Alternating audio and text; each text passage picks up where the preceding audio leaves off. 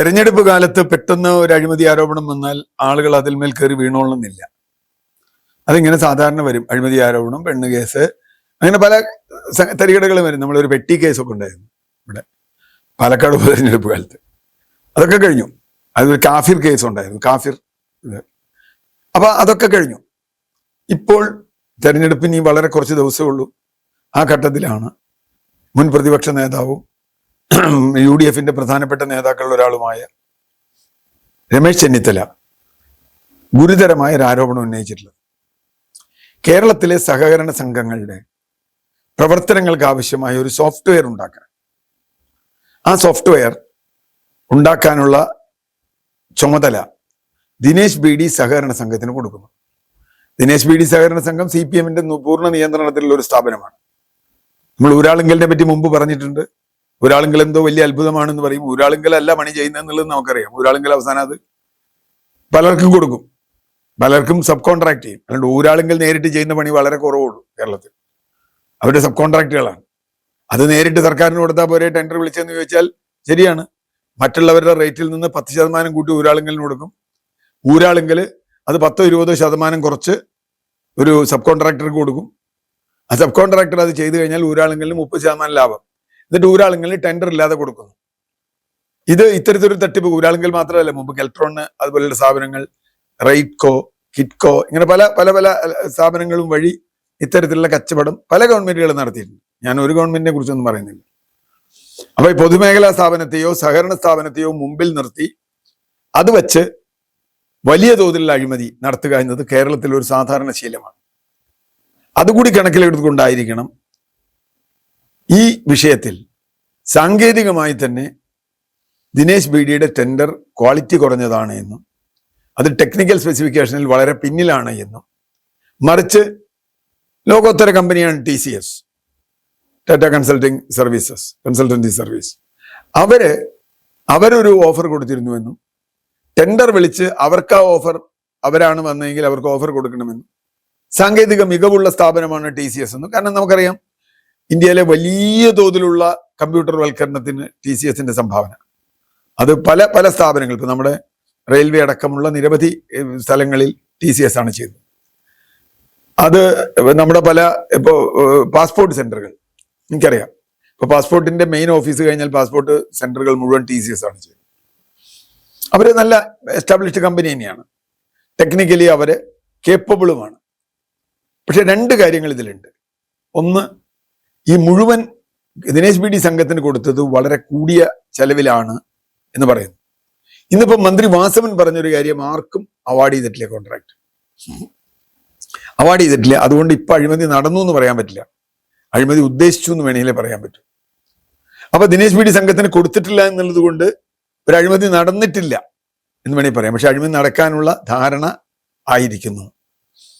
അപ്പൊ ടെക്നിക്കലി എത്രത്തോളം ക്വാളിഫൈഡ് ആണ് ദിനേശ് BD സഹകരണ സംഘം ഇത് ചെയ്യാൻ എന്നതും, സ്പെസിഫിക്കേഷനിൽ ചെന്നിത്തല ഉന്നയിച്ച ഒരു കാര്യം, എല്ലാ സഹകരണ സംഘങ്ങളും ഇതിൽ പെടുന്നുണ്ടോ,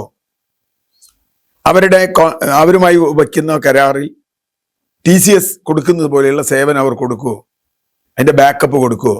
ഈ കൺസൾട്ടൻസി സർവീസിൽ, ഇത് പ്രത്യേകിച്ചും ഈ IT നെറ്റ്വർക്കിംഗ് സർവീസിൽ എത്രത്തോളം എക്സ്പീരിയൻസ് ദിനേശ് BD സംഘത്തിനുണ്ടെന്ന് എനിക്കറിയില്ല. ഇത്രയും വലിയ തരത്തിലുള്ള ഒരു സഹകരണ നെറ്റ്വർക്കിങ്ങിന് അവര് ഇതുവരെ ഏതെങ്കിലും കാര്യമായിട്ട് ചെയ്തിട്ടുണ്ടോ എന്ന് അറിയില്ല. അപ്പൊ ടെക്നിക്കലി ഒന്ന്. രണ്ടാമത്തെ കാര്യം ഫൈനാൻഷ്യലാണ്. എത്ര കോടി രൂപയാണ് TCS ഇതിന് കണക്കാക്കിയിരുന്നത്? അതേ വർക്ക് ചെയ്യാൻ ഇപ്പൊ 10%, 15% ഒക്കെ സഹകരണ സംഘങ്ങൾക്ക്, 10%ആണ് സാധാരണ സർക്കാർ ഉത്തരവ്, സ്വകാര്യ കമ്പനി ചെയ്യുന്നതിന്റെ 10% കൂടി സഹകരണ സംഘങ്ങൾക്കോ പൊതുമേഖലാ സ്ഥാപനങ്ങൾക്കോ കൊടുക്കാം. അതാ ഞാൻ നേരത്തെ പറഞ്ഞ പൊതു കച്ചവടം. അത്രേ ഉള്ളൂ. എത്രയാണ് അവർ കോട്ട് ചെയ്തത്? രമേശ് ചെന്നിത്തല പറയുന്നതാണെങ്കിൽ 4, 5 അതിൽ കൂടുതലോ ഇരട്ടി തുകയ്ക്കാണ് ഇവർക്കിത് കൊടുക്കുന്നത് എന്നതാണ്. അത് പരിശോധിക്കപ്പെട്ടതാണ്. വാസവന്റെ വാദം ശരിയാണ്.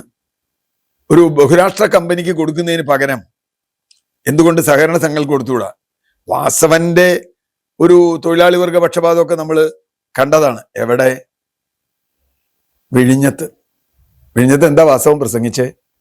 Adani is our partner. Adani partner ആണെന്ന് പറഞ്ഞ വാസവന് TCS-ന് ഓർഡർ കൊടുത്താൽ അത് കുത്തകയ്ക്ക് കൊടുക്കലാണ്, സഹകരണ സംഘത്തിന് മേടിക്കലാണ് എന്നൊക്കെ പറയേണ്ട കാര്യമൊന്നുമില്ല. ഈ ഗവൺമെന്റ് നമ്മൾ അങ്ങനെ വിശ്വസിക്കുന്നുമില്ല. കാരണം എല്ലാ കോർപ്പറേറ്റുകളെയും താലോലിക്കുന്ന ഒരു സർക്കാരാണ് കേരളത്തിലെ സർക്കാർ. കോർപ്പറേറ്റുകൾക്ക് വേണ്ടി നിരവധി പ്രവർത്തനങ്ങൾ, ഞാനത് ഓരോന്നായിട്ട് പറയുന്നില്ല. ഞാനിപ്പോൾ ഇന്നലെ ഒരു സമരം പാലക്കാട് മരുത റോഡിൽ മലമ്പുഴ മണ്ഡലത്തിൽ കണ്ടു. ഇവിടെ കുടിവെള്ളം കിട്ടുന്നില്ല. കുടിവെള്ളം കിട്ടുന്നില്ല എന്ന് പറഞ്ഞ ആ മരുത റോഡ് പഞ്ചായത്തിന്റെ തൊട്ടടുത്തുള്ള വേറൊരു പഞ്ചായത്തിൽ ഒരു എലപ്പുള്ളി എന്ന് പറയും. അത് നമ്മളിപ്പോ അടുത്ത കാലത്ത് കേട്ടത് അവിടുത്തെ ബ്രൂവറി കൊണ്ടുവരാനാണ്. രാജേഷ് വട്ടം പിടിച്ചു, MP രാജേഷ്, ഒരു കമ്പനിക്ക് ബ്രൂവറി കൊടുക്കാൻ. ആ ബ്രൂവറി എങ്ങനെ ഞങ്ങൾ കൊണ്ടുവരും എന്ന് പ്രസംഗിച്ചു. വലിയ തോതിൽ അവിടെ വെള്ളം എവിടെയാ കിട്ടുക എന്നുള്ള ജനങ്ങളുടെ ചോദ്യത്തിന് മറുപടിയില്ല. മരുത റോഡ് പഞ്ചായത്തിനേക്കാൾ കഷ്ടമാണ് എലപ്പുള്ളി പഞ്ചായത്തിലെ സ്ഥിതി വെള്ളത്തിന്. മരുത റോഡ് പഞ്ചായത്തിൽ വെള്ളം ശരിക്കും കൊടുക്കാൻ പറ്റാത്ത ആളുകൾ, ജനങ്ങൾ കുടിവെള്ളം കൊടുക്കാൻ പറ്റാത്ത ആളുകൾ കൊടുക്കാമോ? ഇത്തരം ചോദ്യങ്ങളൊക്കെ ഈ ഗവൺമെന്റ് മുമ്പിൽ വരും. അപ്പൊ കോർപ്പറേറ്റുകളോട് എന്തെങ്കിലും പ്രത്യേക ദേഷ്യമുള്ള അല്ലെങ്കിൽ വിരോധമുള്ള ഒരു ഗവൺമെന്റാണ് ഇടതുപക്ഷ ഗവൺമെന്റ് എന്ന് ഞാൻ വിചാരിക്കുന്നില്ല. മറിച്ച് ദിനേശ് VD സംഘത്തിന് കൊടുക്കുന്നതിന് എനിക്കൊരു വിരോധമില്ല. പക്ഷെ അതിന്റെ സാമ്പത്തികവും സാങ്കേതികവുമായ മികവ് ഉറപ്പാക്കേണ്ടതുണ്ട്. മാത്രമല്ല, അതിൽ നിന്ന് ചോർത്തുന്ന, നമുക്ക് സഹകരണ സംഘങ്ങളുടെ കാര്യം അറിയാലോ. കരുവന്നൂർ മുതൽ നൂറുകണക്കിന് സഹകരണ സംഘങ്ങൾ ഇപ്പൊ ആകെ കുഴപ്പത്തില, പൈസ കിട്ടുന്നില്ല. ഏറ്റവും ഒടുവിലാണ് അടൂരിൽ ഒരു സഹകരണ സംഘം ഇത് രാജിവെച്ച് പോന്നത്. അത് അവിടുത്തെ CPM പ്രസിഡന്റ് രാജിവെച്ചു. അവിടെ കാശ് കൊടുക്കാനില്ല. അവിടെ വലിയ തോതിലുള്ള അഴിമതി നടന്നിട്ടുണ്ട് പല സംഘങ്ങളിൽ. അതിപ്പോ CPM കൂടുതൽ സംഘങ്ങളിലുണ്ട്, കൂടുതൽ CPM-നാണെന്നുള്ളൂ. അങ്കമാലിയിൽ കോൺഗ്രസിന്റെ സംഘത്തിനാണ്, വേറെ സ്ഥലത്ത് കേരള കോൺഗ്രസിന്റെ സംഘത്തിനാണ്, പാലയിൽ വേറെ ചില ആൾ. ഞാൻ അതുകൊണ്ട് പറഞ്ഞല്ല. സഹകരണ സംഘങ്ങൾ വിശുദ്ധ പശുക്കളാണ് എന്ന് പറയുന്ന ഒരു കാലം കഴിഞ്ഞിരിക്കുന്നു. അതിനെ രാഷ്ട്രീയ കക്ഷികൾ പണമൂറ്റാനുള്ള വഴിയായി ഉപയോഗിക്കുന്നു. അതുകൊണ്ട് തന്നെ സഹകരണ സംഘത്തിനാണ് കൊടുത്തത് എന്ന് പറഞ്ഞ് ഒരു പുണ്യവാനാകാൻ ശ്രമിക്കേണ്ടതില്ല. ഏതായാലും അവാർഡ് കൊടുത്തിട്ടില്ല. ഇപ്പൊ തെരഞ്ഞെടുപ്പ് കാലമാണ്. തെരഞ്ഞെടുപ്പിന്റെ പെരുമാറ്റച്ചട്ടം നിൽക്കുന്നതുകൊണ്ട് പുതിയ ഗവൺമെന്റിന് ഇനി അത് കൊടുക്കാൻ പറ്റൂ. അക്കാര്യത്തിൽ ഒരു തീരുമാനമെടുക്കണം. അത് എങ്ങനെ തീരുമാനിക്കും സഹകരണ വകുപ്പ് നമുക്കറിയില്ല. പുതിയ സഹകരണ വകുപ്പ് അക്കാര്യത്തിൽ തീരുമാനിക്കട്ടെ. ഏതായാലും ഈ പ്രശ്നം ഉന്നയിച്ചതുകൊണ്ട് നാളെ UDF ഗവൺമെന്റ് വന്നാലും അവർക്ക് ആർക്ക് കൊടുക്കണമെന്ന് തീരുമാനിക്കാൻ, പുതിയൊരു ഗവൺമെന്റ് വന്നാൽ, UDF LDF എന്തായാലും ഒരു ഗവൺമെന്റ് വന്നാൽ എങ്ങനെ കൊടുക്കണമെന്ന് തീരുമാനിക്കാൻ അവർക്ക് കുറച്ച് പ്രശ്നം ഉണ്ടാവും. ചെന്നിത്തല ഉന്നയിച്ച ആരോപണം ഒരുപക്ഷെ ദീർഘകാല പ്രാധാന്യമുള്ളതാവും. പിന്നെ ചെന്നിത്തല ഉന്നയിച്ച ആരോപണങ്ങളൊക്കെ തെറ്റാണ് എന്നൊന്നും ഞാൻ കരുതുന്നില്ല. ചില സാങ്കേതിക പ്രശ്നങ്ങൾ ഉണ്ടായിട്ടുണ്ട് എന്നുള്ളത് ശരിയാണ്. ഉദാഹരണത്തിന് ഒന്ന് സ്പ്രിംഗ്ലർ അദ്ദേഹം ഉന്നയിച്ച ആരോപണം വളരെ ശരിയായിരുന്നു. സതീശനും ചെന്നിത്തല ഉന്നയിച്ച ആരോപണം ശരിയായിരുന്നു. എന്താ കാര്യം? സ്വകാര്യ വ്യക്തികളുടെ ഡാറ്റ പുറത്തേക്ക് പോകുന്നു എന്നുള്ളതാണ്. ഒരു ലളിതമായ ചോദ്യം ചോദിക്കട്ടെ, അന്ന് എന്താ പറഞ്ഞേ? സ്പ്രിംഗ്ലർ ഇല്ലെങ്കിൽ കേരളത്തിൽ കോവിഡ് നിയന്ത്രണം നടക്കില്ല, ഡേറ്റാ ശേഖരണം അപ്പൊ മൾട്ടിനാഷണൽ കമ്പനിയൊന്നും കുഴപ്പമില്ല കേട്ടോ, സ്പ്രിംഗ്ലർ കുഴപ്പമില്ല. പക്ഷെ ഇപ്പൊ സ്പ്രിംഗ്ലർ എവിടെ? ഈ വാസവനും ഈ ഗവൺമെന്റ് മറുപടി പറയണ്ടേ? അന്ന് സ്പ്രിംഗ്ലർ ഇല്ലാതെ നടക്കില്ല, നിങ്ങൾ കോവിഡ് കേരളത്തിൽ വ്യാപിപ്പിക്കുന്നത് തടയാൻ സ്പ്രിംഗ്ലർ വേണം എന്ന് പറഞ്ഞ ആളുകൾ സ്പ്രിംഗ്ലർ കമ്പനി അന്ന് തന്നെ പറഞ്ഞു വിട്ടു. ഇപ്പൊ ഇല്ല അങ്ങനെ ഒരു സാധനം. AI-യുടെ കാര്യം, AI-യിൽ അഴിമതി ഉണ്ട് എന്നുള്ളത് ശരിയാണ്. പക്ഷെ എന്താ സംഭവിച്ചത്? ചില സാങ്കേതിക പ്രശ്നം കൊണ്ട് കോടതി അത് വിട്ടു. വീണ്ടും ലളിതമായൊരു ചോദ്യം, ഈ AI ഇപ്പൊ വർക്ക് ചെയ്യണ്ടോ? AI ക്യാമറ കേരളത്തിൽ വർക്ക് ചെയ്യണ്ടോ? അതിന്റെ ഡാറ്റ ഒന്ന് പുറത്തു വിടൂ. എത്ര രൂപ പിഴ കിട്ടി? കുറെ ക്യാമറ അവിടെ ഇവിടെയൊക്കെ വർക്ക് ചെയ്യുന്നുണ്ടോ ഇല്ലയെന്ന് ഞാൻ പറഞ്ഞില്ല. പക്ഷേ അത് ഉദ്ദേശ ഫലം ചെയ്തോ? കേരളത്തിൽ അപകടം കുറഞ്ഞോ? എനിക്കറിയില്ല. അതിന്റെ ഡാറ്റ പുറത്തു വിട്ടെ ഗവൺമെന്റ്. AI ക്യാമറ കൊണ്ടുവന്നതിന് കേരളത്തിൽ ഇത്ര ഗുണങ്ങൾ ഉണ്ടായി എന്നുള്ള ഡാറ്റ പുറത്തു വിടട്ടെ. അല്ലെങ്കിൽ വെറും 4-1 വിലക്കുള്ള എക്യുപ്മെന്റ് ആണ്. ഞാൻ കെൽട്രോണിലെ ഒരു എഞ്ചിനീയർ ആയിരുന്ന ആൾ എന്ന നിലയ്ക്കാണ് ഞാൻ പറയുന്നത്. 4-1 വിലക്കുള്ള സാധനമാണ് 4 ഇരട്ടി വില കൊടുത്ത് വാങ്ങിയത് AI. ഒരു സംശയവും വേണ്ട, അതിൽ AI ഇല്ല. AI എന്ന് പറയുന്നത് തന്നെ തെറ്റാണ്. വെറും ക്യാമറ മാത്രമേ അതിലുള്ളൂ. AI വേണമെങ്കിൽ സ്വയം തീരുമാനം എടുക്കണമെന്നൊന്നുമില്ല. ഒരു camera data centre camera collect ചെയ്യും, അത് പോലീസിന് കൊടുക്കും. തീരുമാനം എടുക്കുന്നത് AI അല്ല, ക്യാമറയല്ല, പോലീസാണ്. അതുകൊണ്ട് AI ക്യാമറ എന്നൊക്കെ പറഞ്ഞ് ശരിയാണെന്നറിയില്ല. ഞാൻ പറഞ്ഞു വന്നത്, ഇത്തരം ആരോപണങ്ങൾ, എല്ലാ ആരോപണങ്ങളും തെളിയിക്കപ്പെടില്ല. അവസാനമായി 1957 ആദ്യത്തെ ഗവൺമെന്റ് ഉണ്ടല്ലോ, ഇപ്പോഴത്തെ ഗവൺമെന്റ് വരെ എത്ര അഴിമതി ആരോപണങ്ങൾ കേരളത്തിൽ ഉന്നയിക്കപ്പെട്ടിട്ടുണ്ട്. എത്ര അഴിമതി ആരോപണങ്ങൾ ഇടതുപക്ഷത്തിനെതിരായി, ആദ്യത്തെ ഗവൺമെന്റിനെതിരായി തന്നെ വന്നിട്ടുണ്ട്.